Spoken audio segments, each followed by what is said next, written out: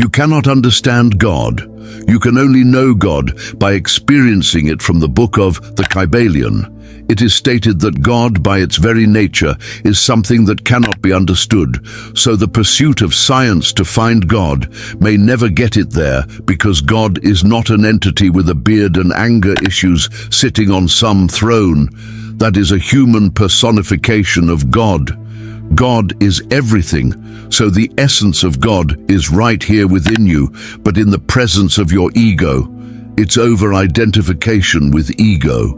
God is missing from your awareness. Ego separates you from the divine, and it is ego that has given God so many attributes akin to it, and has personified God. It has made God to be some external entity that has a fully developed ego that is capable of judging and hurting. Can't you see?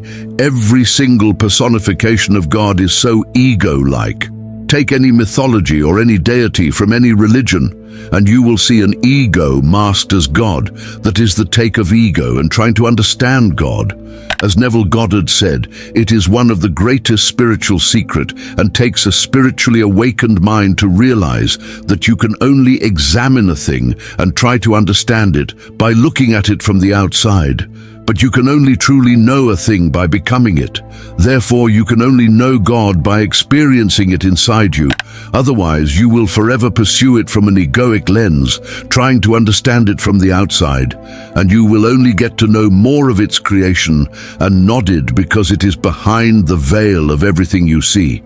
As Nikola Tesla said, if you want to find the secrets of the universe, think in terms of energy, frequency, and vibration. Everything is energy, and that life-giving energy is God.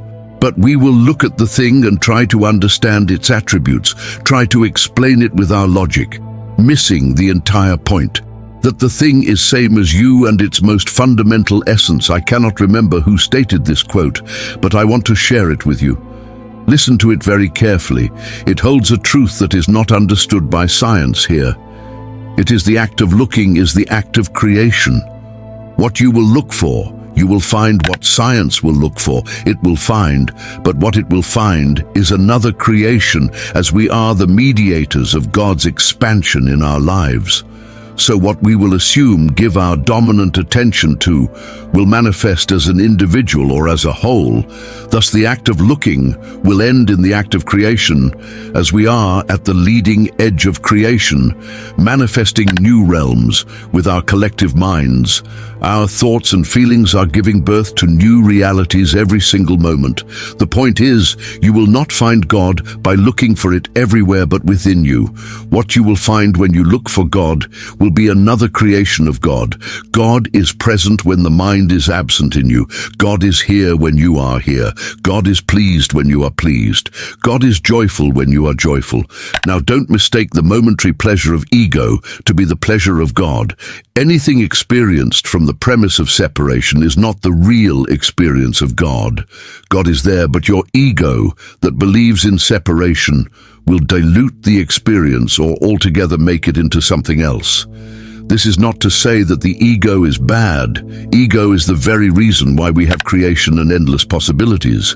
If we all knew who we are and believed in unity, there would be no motivation or need to create our individualized self, is what makes this game of life fun, but hideous at times as well. So the point is not to get rid of the ego, but to develop it, gracefully embrace it, but do not completely identify with it, knowing that it is not you as the first step.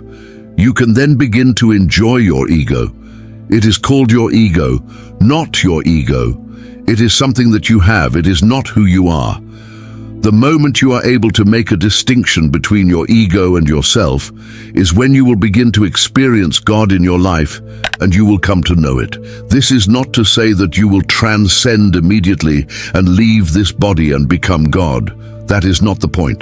The point is not for you to start to dislike this life and go live inside a cave. The point is for you to know God and then do God's will in your life. Do what God has intended for you to do. What is that? You know it, not your ego, but real you. I have searched for God in many texts by now. Guess what? It has made me even more confused. But one feeling that I can't seem to shake off is this: every single description of God that I have come across thus far is so egoic, it sounds so human, as if articulated by the ego. And then I realize that it is an attempt of the ego to try to understand something that is, by its very essence, not understandable. So ego articulates it similar to itself, because that is what the limited knowledge of ego can conjure. You can't know God by looking at it from the outside. Thus it is a lost cause, but not an uninteresting cause. I thoroughly enjoy the pursuit of God. I have embraced this nation of my ego, and I am playing along because I enjoy it. But I already know where God is now. This doesn't mean that its creation is not fascinating, so this message is not for you to stop seeking. Just don't seek anything to complete yourself. You are already whole and complete. Seek just to enjoy, just to satisfy your curiosity all the while.